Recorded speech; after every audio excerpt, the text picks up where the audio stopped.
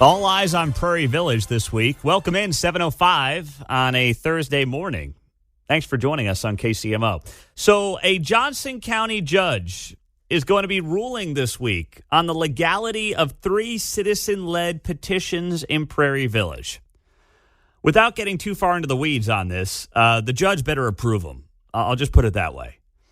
If the judge does not approve these petitions in Prairie Village, then there really is no hope for grassroots folks in our region to push back on their establishment in Prairie Village, in Overland Park, in Lee's Summit, Liberty. It doesn't matter. What you've seen happen in Prairie Village has been really impressive. You have seen at the very grassroots level, Republicans and Democrats come together in Prairie Village against the city council. Why? Because the city council is trying to basically change Prairie Village.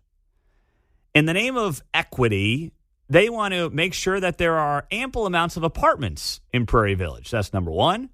And that's been a major point of contention for residents who don't want to live in downtown Kansas City, Missouri. They don't want to live in downtown Overland Park, even for that matter, which has also turned into apartment heaven. They live in Prairie Village for a reason. Right?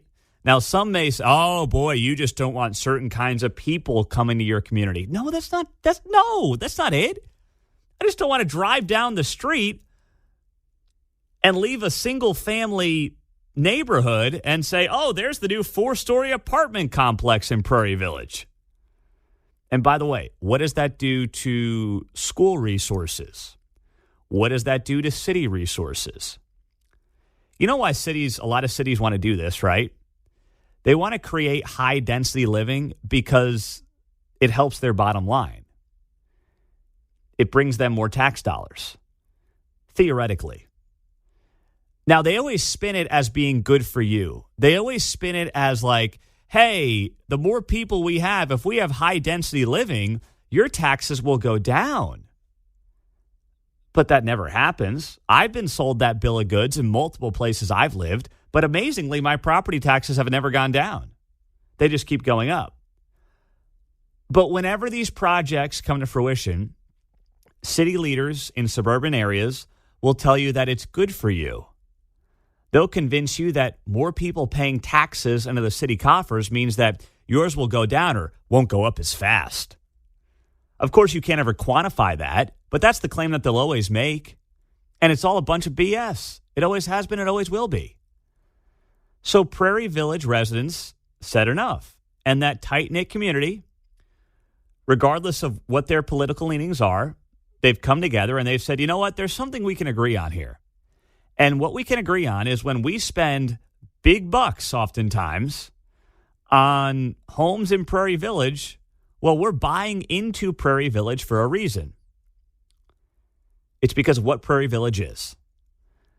Not because of what the city wants to turn it into, not because they want to create high-rises or high-density living or things like that. They buy into the community because of what it is, and the schools and the roads and the shopping and everything else, and the safety and things of that nature. And there are people on the city council, including the mayor, who want to change that in Prairie Village. So they've got these 3 petitions that they got the signatures for over the last several months. And the petitions do a couple of things. Without getting too far into the weeds, it would just limit how the city council can go about rezoning lots for high-density living. And then it also reduces the size of the Prairie Village City Council, which I believe has like 13 members on the city council. For a town of what, 20,000 people, if that? Not that big of a place. You need 13 people on the council? So it would reduce the size of the council as well, and it would get rid of the strong mayoral form of government that it has. So this was done by petition. It was done at signatures, people going to parks on Saturdays and saying, hey, do you want to sign this? And by the way, they were approved. All 3 petitions were approved. So now the city of Prairie Village has decided we're going to sue over these petitions.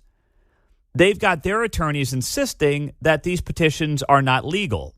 They violate some state laws and all these different things. That's the claim that Prairie Village is making.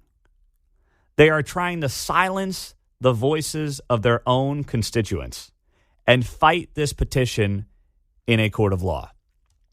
Now, what's interesting is that the judge out of Olathe just started hearing this case. Oral argument started yesterday.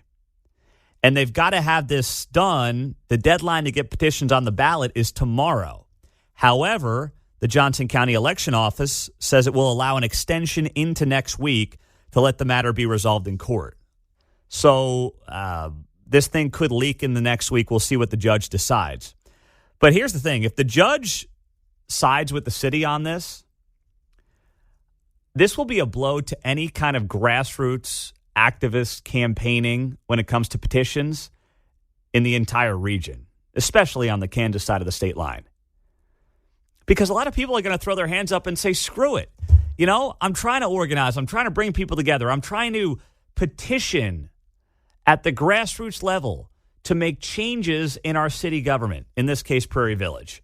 And now you've got the judge siding with the city to not allow it to go to a vote of the people? I mean, that's all that's being asked here are the folks in Prairie Village who spearheaded this effort. They're just saying, let the people decide on these petitions. Let the people decide how they want the rezoning efforts to go.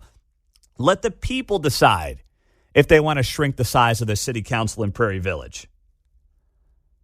They're asking to let the people decide. And if the judge gets in the way here, if the judge out of Olathe gets in the way here, then you know what?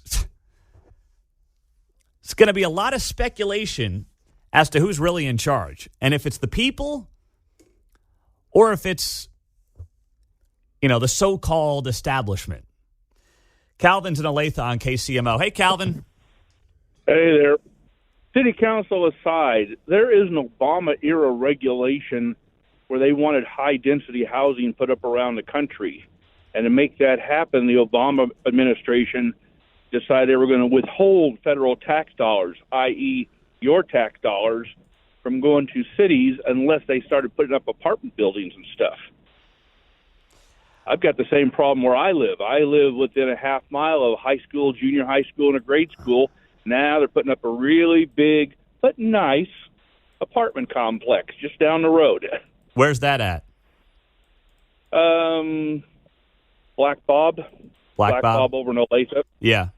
I know they're doing another one on the other side of Olathe. I think it's like right off of Ridgeview. They got a big one going up there as well. Real nice apartments. No, I know. But here's the thing. They're only real nice until the next one's built, right? Mm-hmm.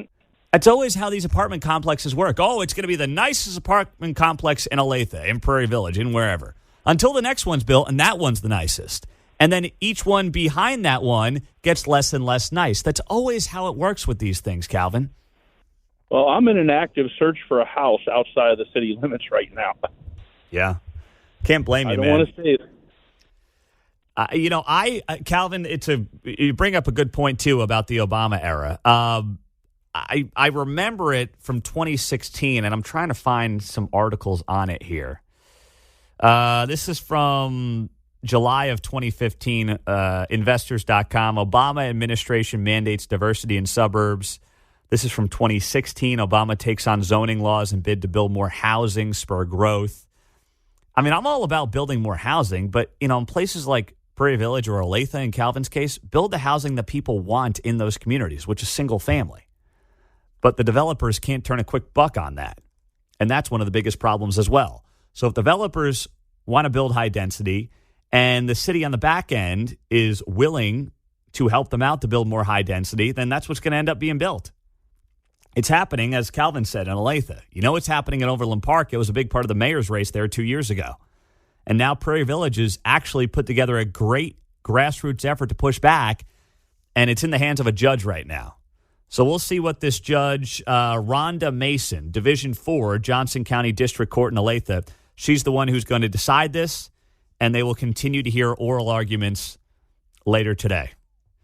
And this is going to go a long way to determine what the future of that town looks like. 913-408-7710 is how you join us on KCMO Talk Radio, 710 AM and 103.7 FM.